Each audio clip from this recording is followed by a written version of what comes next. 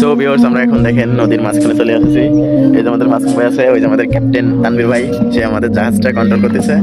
আর আমরা অনেক দূরে ঘুরবো, আর ওই বসে একটা ইফতারি পার্টি করার ইচ্ছা আছে, বাট লোকজন নাই, বুঝছেন। আপনারা যদি কেউ আমাদের সাথে জয়েন হতে চান, সমস্যা নেই, বড় নৌকা আছে, বড় নৌকায় বসে আমরা ইফতারি পার্টি করবো। ওকে, আর হচ্ছে আপনারা যারা যারা এরকম এই বর্ণিবার ঘুরতে চান, অবশ্যই জানাবেন, আপনাদের জন্য একদম ফ্রি সার্ভিস, সমস্যা নাই।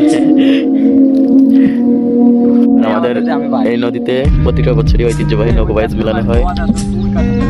আমরা এখন কুশলী হাটখোলার কাছে আছি। এই যে কুশলী হাটখোলা দেখেন, ওই যে এখানে এই কুশলীর হাট হচ্ছে শনিবার আর হচ্ছে বুধবার, এই 2 দিন মিলে।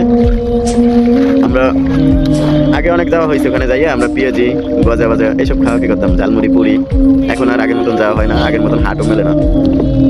আমাদের এই নদীতে অনেক বড় বড় মাছ আছে, আপনারা চাইলে এসে আমাদের নৌকায় উঠে ফিশ ক্যাচিং করতে পারেন, নো প্রবলেম।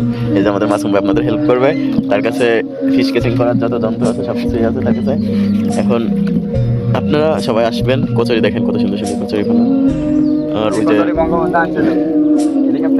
ওই যে কাঠা ধরতেছে, কাঠা অবশ্যই ছিলেন, কাঠা ধরতেছে এখানে, যে বালির মেশিন। এখন আমরা ব্যাক করব, আমাদের রোদের মধ্যে আর ভালো লাগতেছে না, অনেক রোদ। সকাল 10টা বাজে এখন আর থাকা যাবে না। এখানে আসতে হবে বিকেলের টাইমে ঘুরতে।